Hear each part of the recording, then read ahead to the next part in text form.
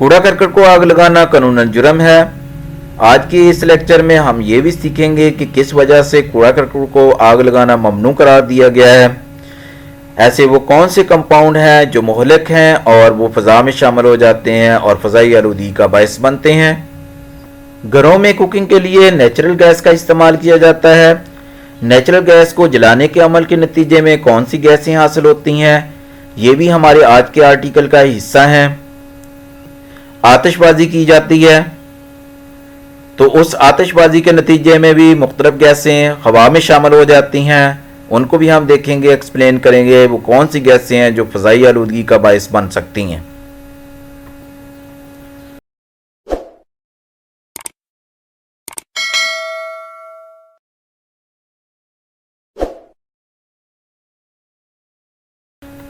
Combustion एक ऐसा अमल है जिसमें ऑर्गेनिक कंपाउंड्स को हवा की मौजूदगी में या ऑक्सीजन की मौजूदगी में जलाया जाता है।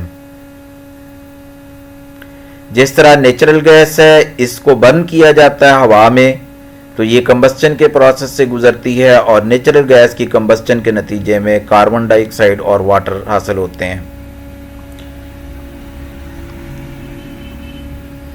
ऑर्गेनिक कंपाउंड में आमतौर पर कार्बन, हाइड्रोजन, ऑक्सीजन, नाइट्रोजन और सल्फर होते हैं। Usually organic compound carbon, hydrogen और ऑक्सीजन का मजमुआ होते हैं। कंबस्चन के अमल के दौरान बहुत सारी हरारत खारिज होती है जिसको मुख्तलिफ कामों में इस्तेमाल किया जाता है। फायरवर्क एम्यूजमेंट्स में मुख्तलिफ किस्म की आतिशबाजी की जाती है। आतिशबाजी के अमल के दौरान भी मुख्तलिफ किस्म की गैसें कंबस्चन के अमल के नतीजे में बनती हैं। चूंकि इसमें सल्फर भी आमतौर पर इस्तेमाल किया जाता है, तो उसके नतीजे में सल्फर के ऑक्साइड, जिस तरह सल्फर ऑक्साइड सल्फर डाइऑक्साइड है, जिस तरह सल्फर डाइऑक्साइड है, सल्फर ट्राइऑक्साइड है, ये भी बनती हैं और ये फ़ज़ाई आलूदगी का बायस बनती हैं।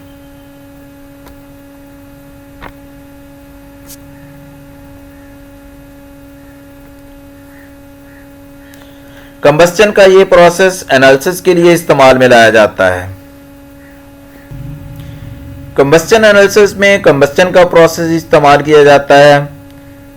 आम ऑर्गेनिक कंपाउंड कार्बन, हाइड्रोजन और ऑक्सीजन एलिमेंट्स पर मुश्तमिल होते हैं। जब कंबस्चन का प्रोसेस किया जाता है तो कार्बन, हाइड्रोजन और ऑक्सीजन कार्बन डाइऑक्साइड और वाटर में तब्दील हो जाते हैं। अब हम प्रोसीजर देखते हैं किस तरह से कंबस्चन का प्रोसेस किया जाता है। ऑर्गेनिक कंपाउंड को वे कर लिया जाता है और उसको कंबस्ट करने के अमल के लिए इस्तेमाल में लाया जाता है। एक चैम्बर में ऑर्गेनिक कंपाउंड को सैंपल के तौर पर इस्तेमाल किया जाता है और उसमें ऑक्सीजन की सप्लाई ली जाती है। जब कंबस्ट किया जाता है ऑर्गेनिक कंपाउंड को, तो इस कंबस्चन के नतीजे में कार्बन डाइऑक्साइड और वाटर गैसीय हालत में बनते हैं जो कि अगले चैम्बर में ले जाए जाते हैं। मैग्नीशियम क्लोराइड को वाटर एब्जॉर्बर के तौर पर इस्तेमाल किया जाता है एक चैम्बर में। जब वाटर फ्यूम्स यहाँ से गुजरते हैं तो मैग्नीशियम क्लोराइड में जज़ब हो जाते हैं और नतीजतन इस चैम्बर में जो वाटर गुजरता है वो जज़ब होकर इस चैम्बर के वजन में इजाफे का बायस बनता है। कार्बन डाइऑक्साइड अगले चैम्बर में, जिसमें 50% KOH होता है, उसमें जज़ब हो जाती है और इस चैम्बर की भी मैस में तब्दीली आ जाती है। बाकी अगर सब्सटेंसेस मौजूद हों उनके ऑक्साइड्स, तो वो अगले चैम्बर्स में उनको भी जज़ब कर लिया जाता है। आम कंपाउंड्स उनमें हाइड्रोजन और कार्बन होती है, इसलिए यूजली वाटर और कार्बन डाइऑक्साइड ही बनते हैं और वो इन चैम्बर्स में ले लिए जाते हैं। इस कंबस्चन के लिए जो रिलेशनशिप इस्तेमाल किए जाते हैं वो कार्बन की परसेंटेज, हाइड्रोजन की परसेंटेज और ऑक्सीजन की परसेंटेज को मालूम करने के लिए दिए गए हैं। परसेंटेज ऑफ कार्बन के लिए रिलेशनशिप है, percentage of carbon is equal to mass of carbon dioxide over mass of compound multiply by 12 over 44 multiply by 100। इसी तरह percentage of hydrogen is equal to mass of water over mass of compound multiply by 2.016 over 18 multiply by 100। चूंकि percentage of carbon और percentage of hydrogen हमने calculate कर ली हैं, oxygen की percentage मालूम करने के लिए 100 में से ये दोनों परसेंटेजेस कार्बन और हाइड्रोजन की परसेंटेजेस को सब्सट्रैक्ट कर दिया जाता है, तो नतीजतन ऑक्सीजन की परसेंटेज हासिल हो जाती है। कंबस्शन एनालिसिस की यूजफुल एक्टिविटी को देखने के लिए ये एक एग्जांपल है।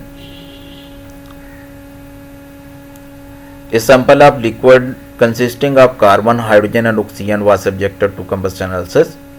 0.5439 gram of the compound gave 1.039 gram of carbon dioxide, 0.669 grams of water. Determine empirical formula of compound.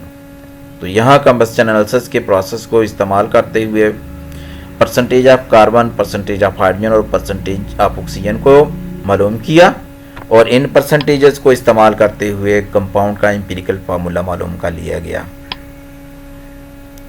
तो स्टूडेंट्स देखिए यहाँ जो स्टेप इस्तेमाल किए गए हैं, सबसे पहले तो परसेंटेज ऑफ कार्बन को मालूम किया गया है।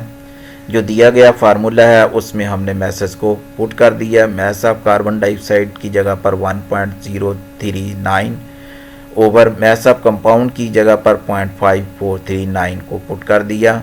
उसी फार्मूले में multiply by 100 over 44 multiply by 100, तो इसको कैलकुलेट करने के नतीजे में आंसर 52.108% आ गया।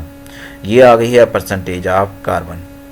इसी तरह परसेंटेज ऑफ हाइड्रोजन को दिए गए फार्मूले में के ज़रिए हासिल कर लिया गया, तो ये परसेंटेज ऑफ हाइड्रोजन 13.11% आ गई। परसेंटेज ऑफ ऑक्सीजन मालूम करने के लिए 100 में से कार्बन और हाइड्रोजन की परसेंटेज को माइनस कर दिया। इस तरह से कार्बन, हाइड्रोजन और ऑक्सीजन की परसेंटेज को मालूम कर लिया गया। इसके बाद नंबर ऑफ मोल्स या ग्राम एटम्स मालूम करते हैं। नंबर ऑफ मोल्स मालूम करने के लिए वही फार्मूला इस्तेमाल करेंगे, n is equal to small m over capital M, where small m is the mass in grams and capital M is the molar mass. जो कैलकुलेटेड मैसेज हैं उनको यहाँ पुट कर दिया गया।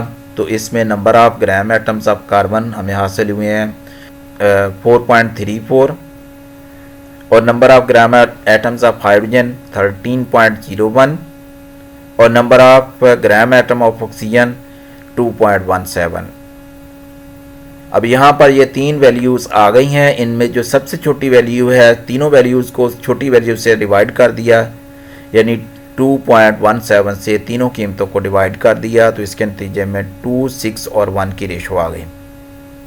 यहाँ पर आप देख सकते हैं कि ये 2, 6 और 1 जो है ये एक सिंपल होल नंबर रेशो है, इसलिए यही एम्पिरिकल फार्मूला को ज़ाहिर करती है। तो दिए गए कंपाउंड का एम्पिरिकल फार्मूला दरअसल C2H6O है। Welcome to Chemistry Learners Academy. I am Professor Mohammad Sarwar and our today article is about the combustion. In this article we will also explain the combustion analysis